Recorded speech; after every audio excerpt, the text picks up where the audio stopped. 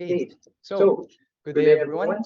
Today I will be presenting our thesis entitled Towards the Development of a Blockchain System for Philippine Government Processes for Enhanced Transparency and Verifiability, written by Haru Kabuguan, Rafael Enriquez, and myself, Bienvenido, with the help of our thesis advisor, Sir Christian Pullman. So today I will be going over our introduction, related literature, methodology, followed by our results and conclusion. So let's go into the introduction first. Now, when data or government data is stored in centralized servers or as hard copies, they can be maliciously manipulated or simply lost by the data owner. Now, contrast this with blockchain, wherein once data is written onto the ledger, it becomes immutable, and each transaction gets to be independently verified by different nodes. So that's why this research is developing and designs a blockchain system that can support the decentralized applications of government processes. And in this study, we will be focusing on the professional identification cards in the Philippines. So moving on to the related literature. So there are different kinds of blockchain, and in this study, we will be focusing on the public permissioned blockchain. So permissioned here is important so that we can know all the writers in each transaction, so we can enhance the accountability in each transaction. And public is important so that anyone can verify the validity of the ledger state, thus to prevent any malicious transactions from propagating in the network in the ledgers. And then Ethereum, it is a blockchain platform that allows us to store data in a decentralized manner. It also allows us to store smart contracts, which in turn, once executed, can manipulate our data on our behalf. And then Ethereum also supports a public permission blockchain. Now, for some stats regarding the Ethereum mainnet, it generates 13.38 transactions every second.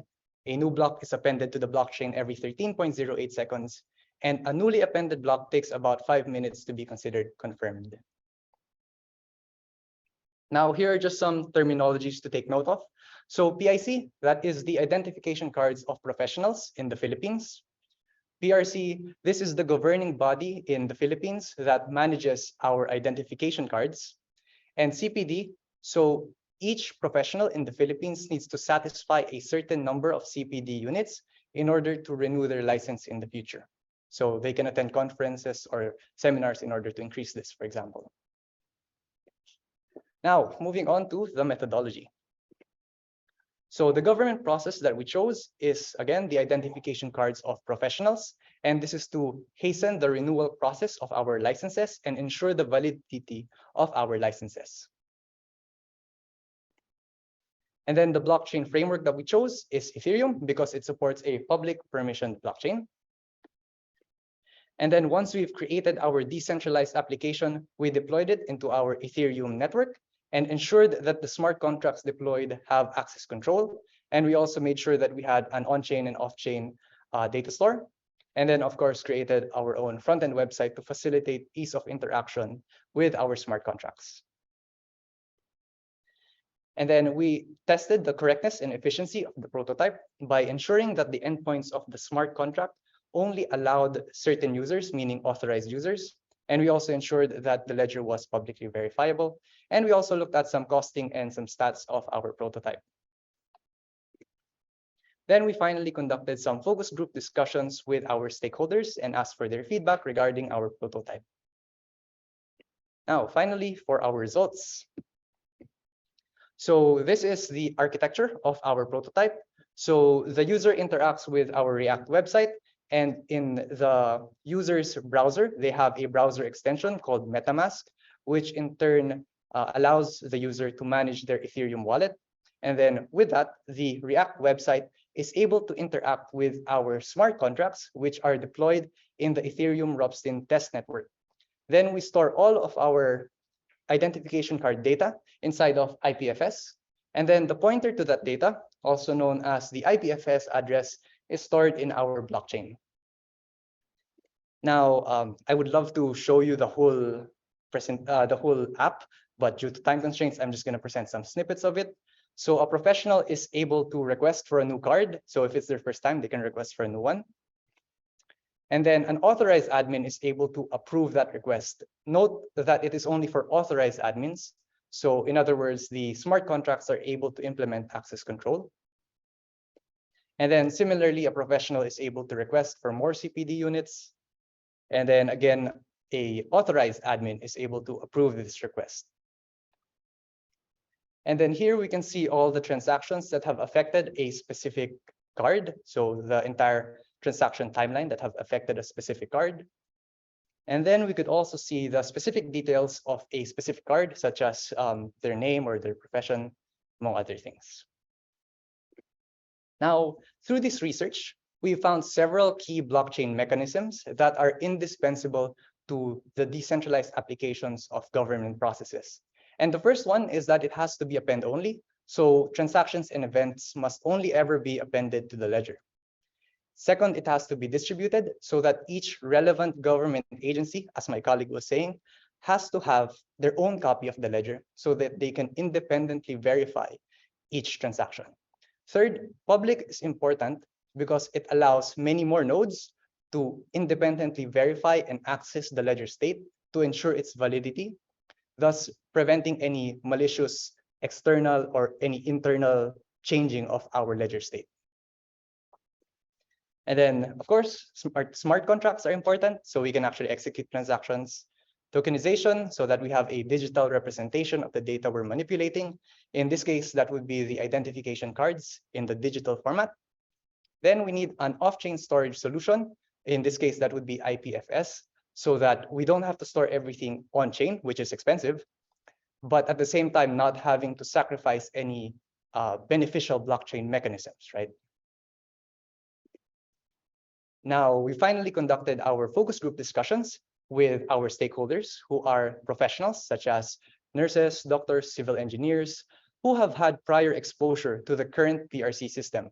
So they have a frame of reference when providing us with feedback. So the first thing that they said is that our prototype is more transparent and secure than the current system because of its decentralized nature. And second, they suggested that our user interface should look more similar to the current PRC system so that there would be an ease of adopting it.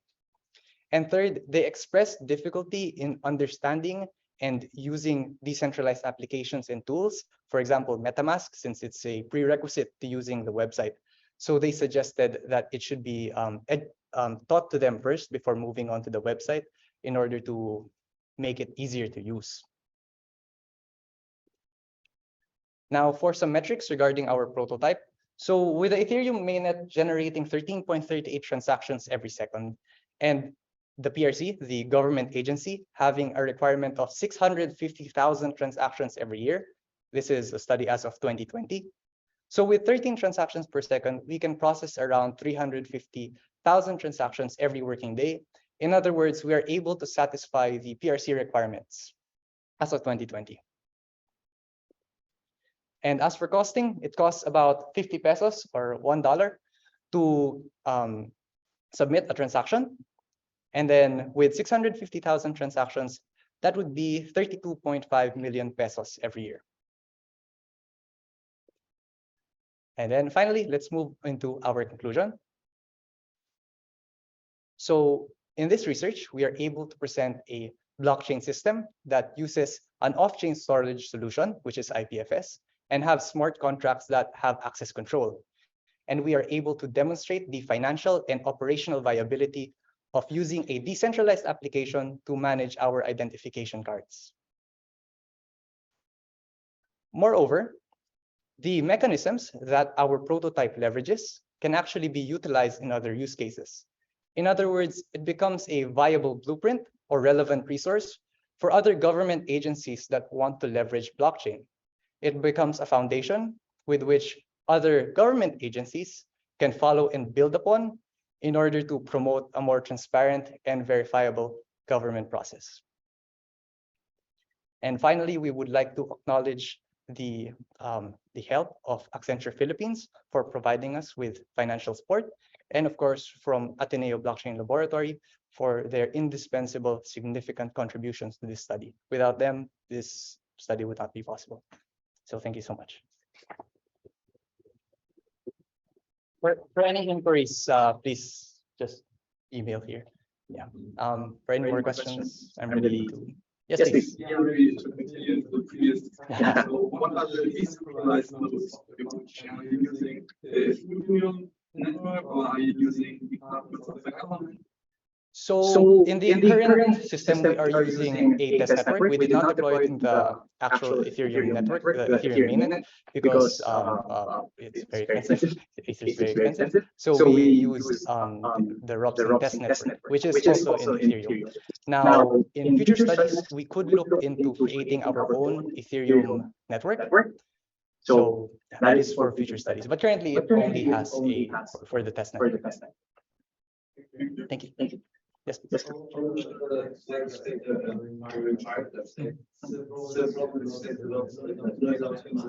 Yes. Yes. I think there are probably another problem. That's the only component of somebody who is experienced in the learning experience with blockchain and the credentials. I don't remember the name right now. Wallet. Yes. Yeah. That probably you need to conduct information to the people that use to secure private keys, etc. All the products, because the system can be secure, but if you can expose someone that is not experienced, the system as a flaw and all the security will allow the drain. I definitely agree. Yeah, we need to educate our end users. Thank you. Thank you. And that's the shift of the consensus mechanism with the people that talked about Ethereum change your assessment of the education. Sorry, would you? The Ethereum blockchain. Yes. They have changed the consensus mechanism. Proof of work, proof of stake. Yes. Does this in any case influence your application? So currently, this uses proof of work when we created this. So the study does not, it's out of scope, the proof of stake. I've actually have not looked into proof of stake that much, so I don't think I am able to answer that question right now. If it's possible, I could get your email and get back to you later. I just thought, I think that the blockchain functionality will change. The way they calculate the consensus. And the other question is related to this, whether you consider porting your application to other blockchain technologies like proof of space and time, like with Fiatcoin, which is also on smart contracts, but there are so many other ways also blockchains that offer that technology. Yeah, depending on the use case, so depending on the operational needs, so how many transactions you need in this government process per day, or how willing is the government agency to flush out some cash. So it depends also on the costing, right? So it depends on these factors. So we chose Ethereum because for this prototype, because of its robust documentation. So it was faster and more secure to create a prototype. But for specific use cases, we need to consider what the needs of the client is, what the needs of the government process is before choosing our before choosing what specific blockchain we're using, right? So it's not Ethereum is not a silver bullet, right? I also did want to say it was national, you are probably the best.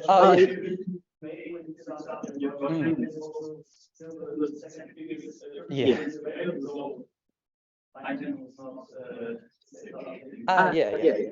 I'm just sharing that it depends on the use case, right? Because in this study, we weren't able to have a deeper discussion with PRC, the government agency that we are creating this for. So perhaps if we were to have a deeper discussion with them, we might have chosen a different blockchain that would support them better. Right? Yeah. Thank you.